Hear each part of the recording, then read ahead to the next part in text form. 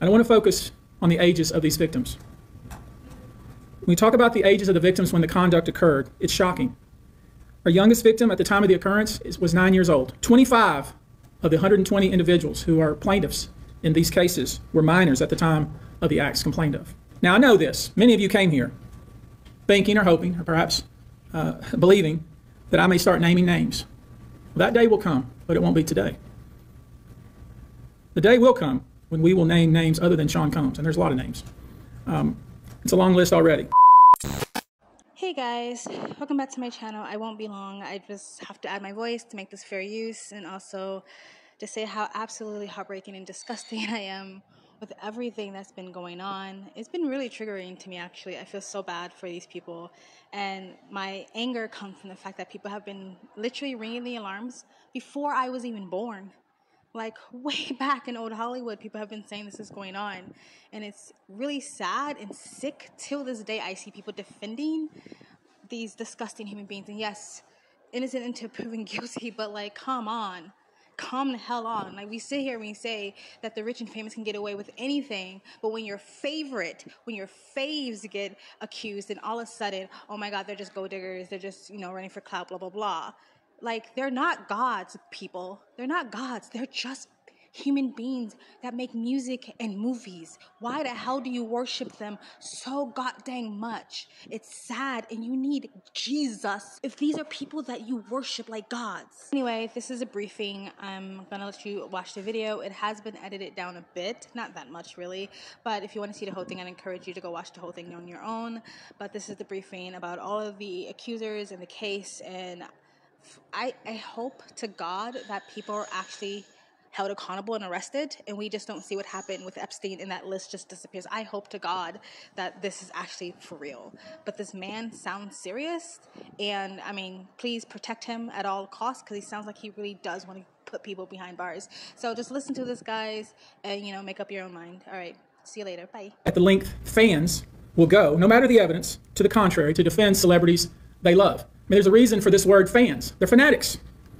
I've personally already been threatened multiple times on social media. And when I agreed to pursue this, I expected as much. This isn't my first rodeo. But victims who step forward to have their voices heard should not be subjected to that kind of conduct. They should not be targeted. We are vetting every call that we receive. We've had to turn away some. For each, we ask for corroboration. For each, we ask for the identity of witnesses. We also have collected pictures, videos, texts. We check venues, we check dates. We want to corroborate that the claims being made have legitimacy and merit. We're using our common sense. We're being stringent because, as I said, these are not easy cases. They're very tough. The process is hard, and in some cases, the process is very lengthy. These cases are hard to prove. Many times, it's the victim's word against the alleged perpetrator. Each of these victims will no doubt be publicly attacked by the alleged perpetrators, and in some cases, the general public. The feckless and cowardly keyboard warriors love to attack. We know what we're up against. We did not enter this fray blindly. I wish it was my last such fray. I wish this type of hate behavior wasn't so pervasive. But it is what it is, so we will press on. As I said, our law firms have been retained by 120 individuals at this point to pursue cases in civil court against Sean Diddy Combs. I want to focus on the ages of these victims. When we talk about the ages of the victims when the conduct occurred, it's shocking. Our youngest victim at the time of the occurrence was 9 years old. We have an individual who was 14 years old. We have one who was 15. 25 of the 120 individuals who are plaintiffs in these cases were minors at the time of the acts complained of. The time frame of the acts complained of is very wide. The conduct at issue spans from the years 1991 all the way till this year, 2024. If you wonder why there are so many alleged victims, that's your answer. We're talking about more than 25 years of this type of conduct. Now, although most of the victims who have stepped forward were victimized after 2015, this has been going on for a very long time. Now, when you think about the fact that some of this conduct occurred 25 years ago, and you wonder why would it take somebody so long to step forward, I want to remind you that many states in the United States have recognized that it's very difficult for a victim to step forward and to make these types of allegations when something very terrible has happened to them. I'll use New York, the state of New York, as an example. The state of New York has specific statutes in place that revive claims that are even claims that would typically be not able to be brought, that it revives such claims, and they can be brought even 25 to 30 years later. because there's a recognition there in New York and California and other states that it's very difficult for a victim to come forward. And I would respectfully suggest the only reason many of these people are coming forward because they see other victims coming forward. And it gives them some comfort that, hey, I won't be the only one. And I expect more victims will come forward. You know, there's an old saying that says, a lie has great speed, but truth has endurance. Most of these events and incidents occurred at parties, typically after parties, or album release parties, New Year's Eve parties, 4th of July parties, something they called a puppy party, the all-white party, although several of these events occurred at auditions. Many times, especially young people wanting to break into the industry, were coerced into this type of conduct in the promise of being made a star, or in the promise of having Sean Combs listen to their tape or even let them read for Sean Combs. You should know that some of this behavior occurred at well-known venues in New York City. Some of this behavior occurred at private residences of people that we all know. Some of this behavior occurred at hotels that we're all familiar with. You should know that more than 55% of the victims filed reported this conduct to either the authorities, that is the police, or to hospitals. We're in the process of collecting with our team assistants, medical records, reports that were made to the authorities, and I've already said that some of the individuals in this group did in fact talk to the FBI. You should know that several of the individuals, and when I say several, I mean many, who did in fact seek medical treatment were drug tested, and drugs were found in their system, weird drugs that you probably never heard of. One in particular that continues to pop up is a drug called xylazine, or tranq, which based on our research is known as a horse tranquilizer. Now I know this, many of you came here thinking or hoping or perhaps believing that I may start naming names. Well, that day will come, but it won't be today. The day will come when we will name names other than Sean Combs, and there's a lot of names. It's a long list already. And of course, I already know who some of these individuals are, but because of the nature of this case, we're going to make damn sure that we're right before we do that. But the names that we're going to name, assuming that our investigators confirm and corroborate what we've been told, are names that will shock you. These are individual cases. There are indeed other perpetrators involved. They will be revealed when that particular individual case is ready to be filed. They already know who they are. And I'm talking here about not just the cowardly but complicit bystanders. That is, those people that we know watched this behavior occur and did nothing. And I'm talking about the people that participated, encouraged it, egged it on. They know who they are. I call them the facilitators of foul play, willing participants in vile conduct. As we identify them, each will be part of this case as defendants. These defendants will not only include individuals, but would also include corporate entities who ultimately profited off of this culture and behavior.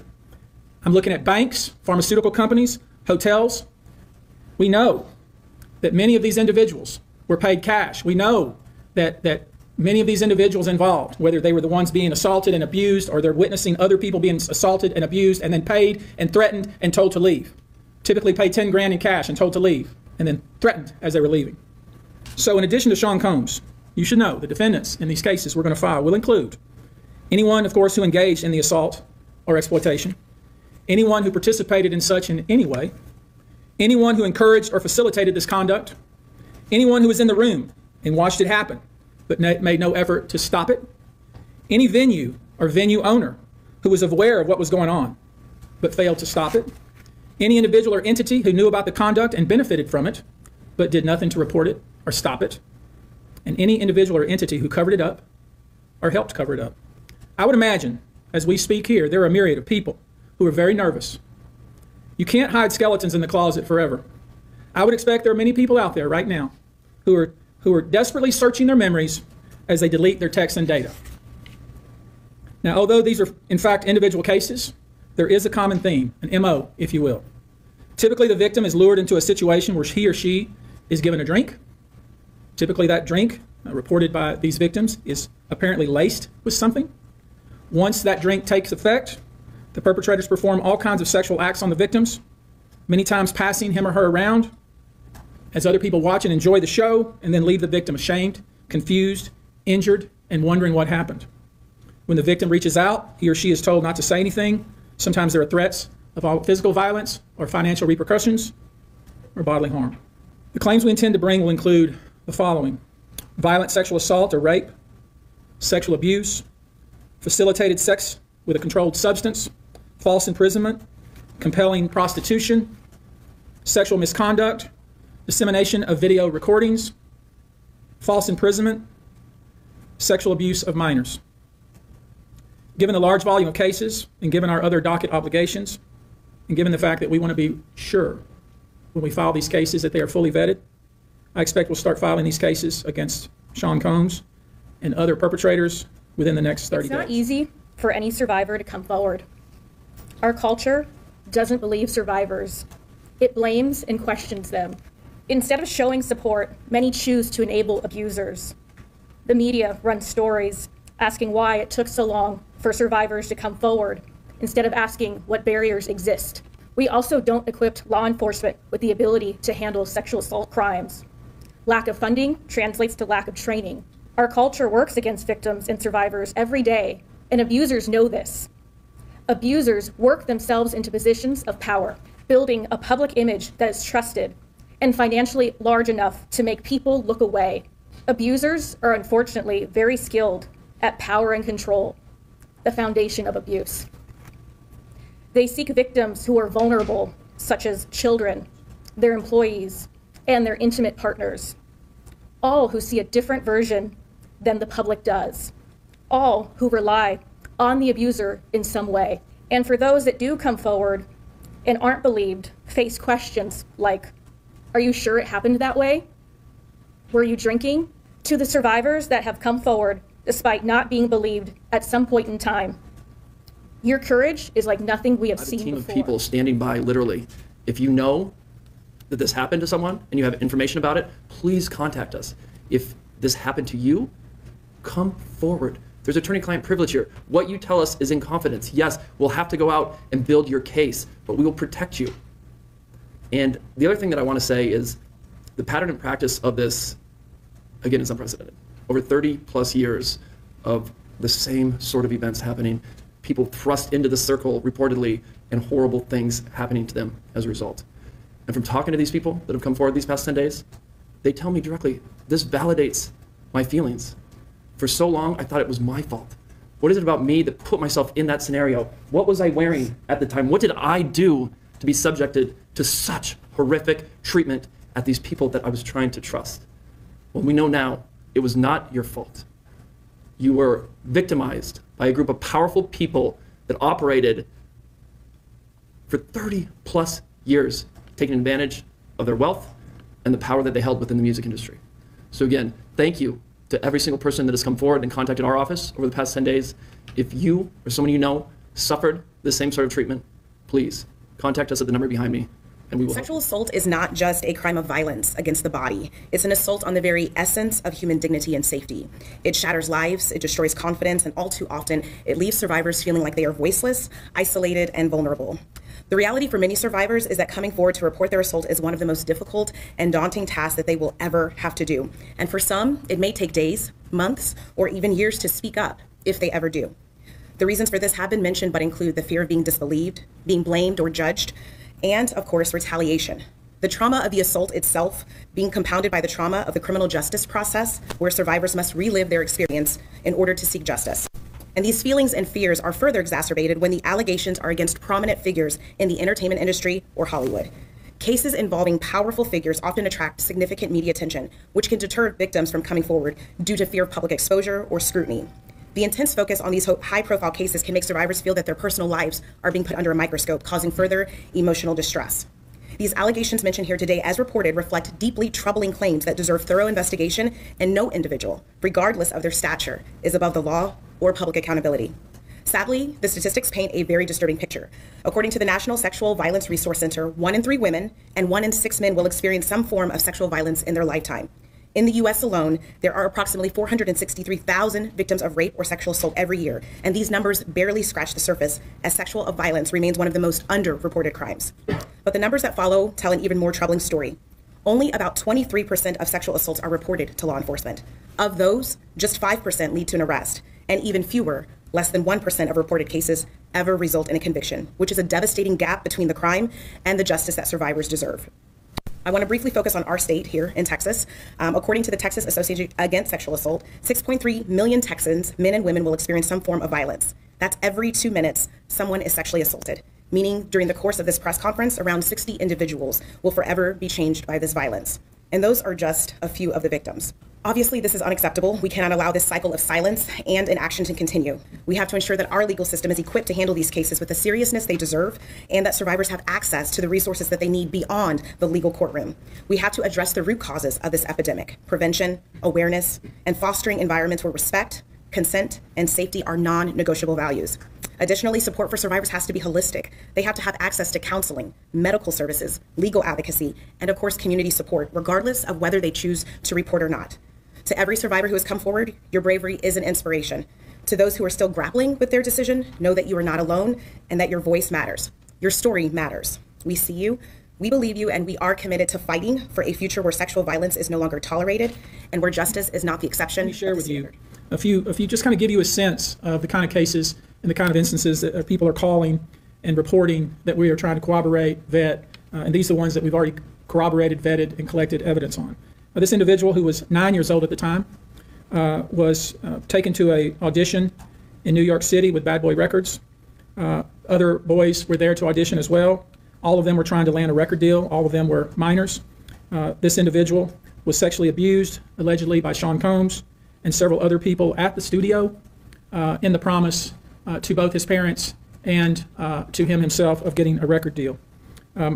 Another instance, another minor, told allegedly by Sean Combs that he would make him a star, but he needed to visit with him in private about it, away from his parents. Once they were in a private area, allegedly Mr. Combs made the victim perform oral sex upon him. Another incident, an individual 15 years old at the time, flown to New York City to attend a party, was drugged, and then taken into a private room, allegedly in the presence of Mr. Combs, where this female individual, minor, was raped, and then other individuals took turns raping her. Another individual, 26 at the time of the occurrence, was picked up by, allegedly, by Mr. Combs and several other people in a black SUV from the airport, was given one drink in the SUV, and then literally woke up the next day not knowing what had happened, but with pain and damage to both her vagina and her anus, where she then went to the hospital. She was missing her underwear and her shoes. Another instance, an individual, this time not a minor, attended a group dinner, allegedly with Sean Combs in Miami. She wasn't drinking because she was pregnant, but whatever she drank at the table, apparently, at least according to her, was laced with something. She blacked out, and she woke up in the same bed, again allegedly, with Mr. Combs in his mansion in Miami. Her vagina and her anus were torn and sore. And I could go on. I mean, literally, you're sensing a theme here. It's the same theme, and it all involves some sort of drug. One instance, an individual who was 20 years old at the time was asked to attend, just saw her on the street, asked to attend a party in a hotel. She was flattered, went to the party, was given one drink and doesn't remember anything else. Ultimately, was so messed up, went to the hospital where they found cocaine and this horse tranquilizer in her blood system. I want to give you a quote from a very young man who told us over the phone about his experience and all the things that happened to him, he says, allegedly at the hands of Sean Diddy Combs and his friends in the effort to try to sign a record deal. This was kind of what he was told he would have to do. His quote is, "Had he not been in power, I feel like I could have been something great. I quit the industry because of what Sean Combs did to me." And that's really what it comes down to. We are pursuing this, asking you to support this effort, to encourage witnesses and victims to come forward and bring your evidence so we can continue to break down this wall of silence and we can continue to have these stories heard. This is the beginning of what I hope to be a national dialogue. This type of sexual assault, sexual abuse, and sexual exploitation should never happen in the United States or anywhere else. This should have never been allowed to go on for so long. This conduct has created a mass of individuals who are injured, scared, and scarred. If you are one of those individuals, we ask you to reach out. If not to us, to someone you trust. If you are someone who witnessed any of these events, we ask you to reach out. Your name can remain confidential. And I want to focus on the ages of these victims. When we talk about the ages of the victims when the conduct occurred, it's shocking. Our youngest victim at the time of the occurrence was 9 years old.